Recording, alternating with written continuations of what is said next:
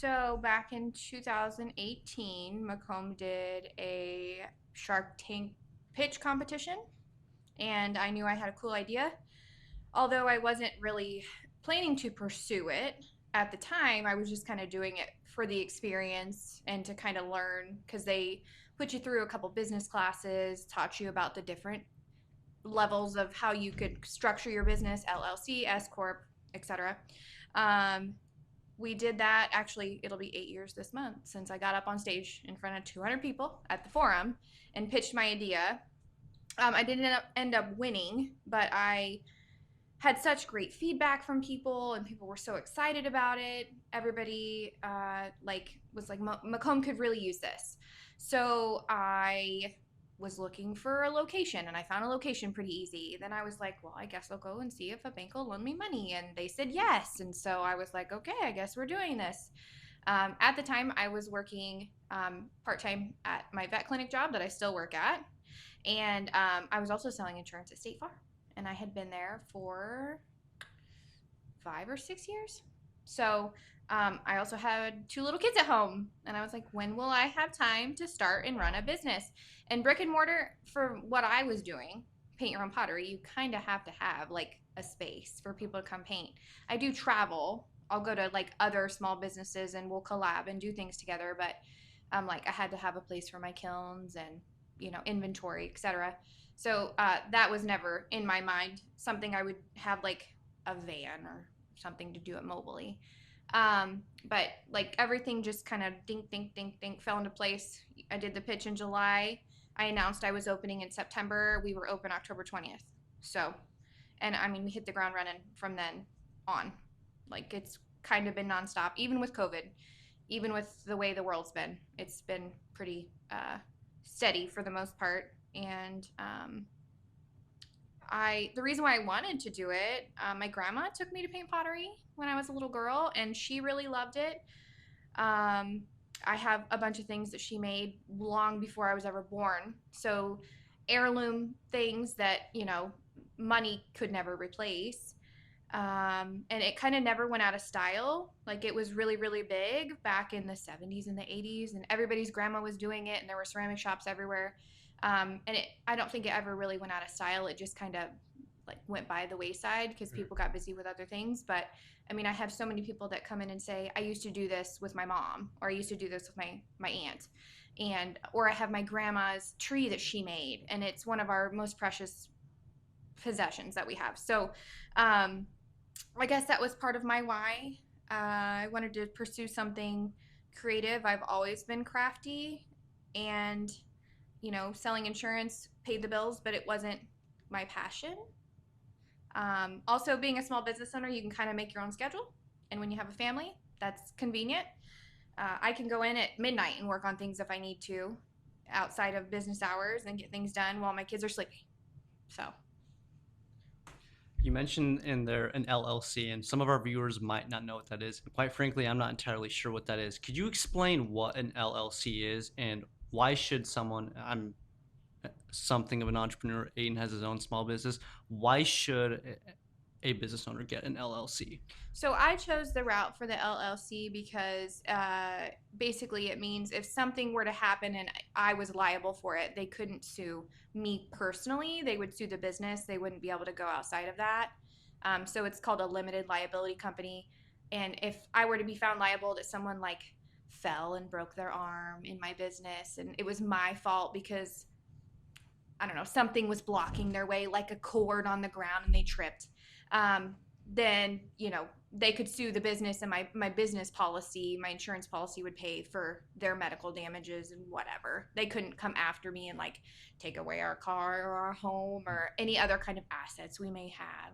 So that's why I chose that route. And I mean, there's not a huge difference tax wise when you do your business taxes. I haven't noticed a huge difference for like a corporation versus an LLC.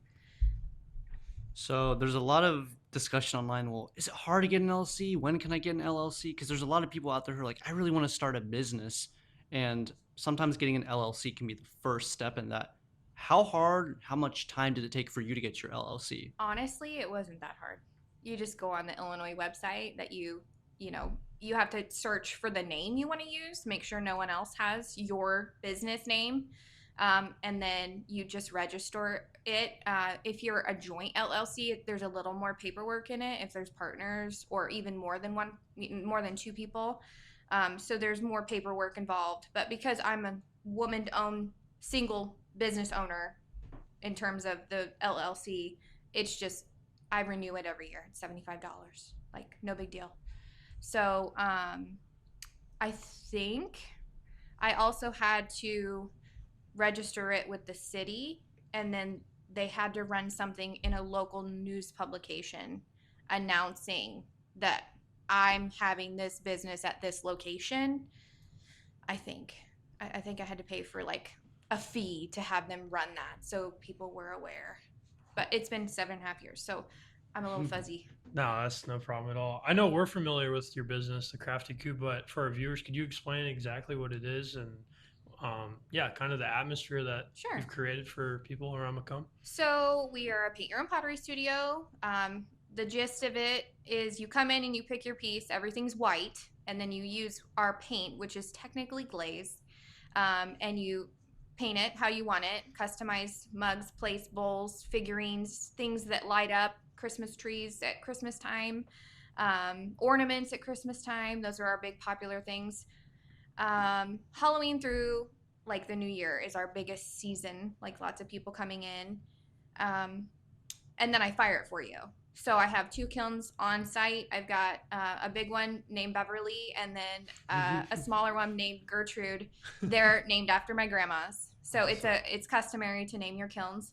And because my grandma was who introduced me to this, I wanted to honor her. She never made it into the studio.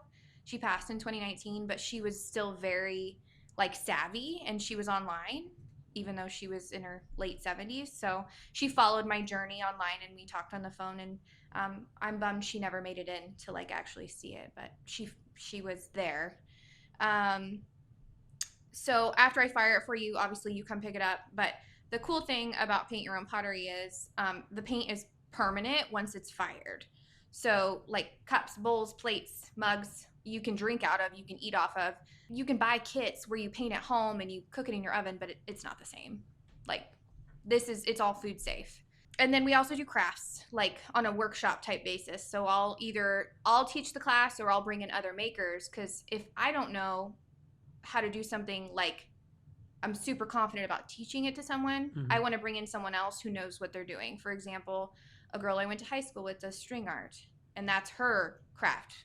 And so she comes in and she teaches classes. I've had canvas classes, sign making classes, macrame, and like I participate, but I don't want to try to teach something if I don't feel like I can like have them leave with something they're happy with. So even though in those instances I really don't make anything, it's, just getting people into the studio, and then I get to make my thing for free because I like to craft. So just doing something different. We talked about earlier that the animals are big.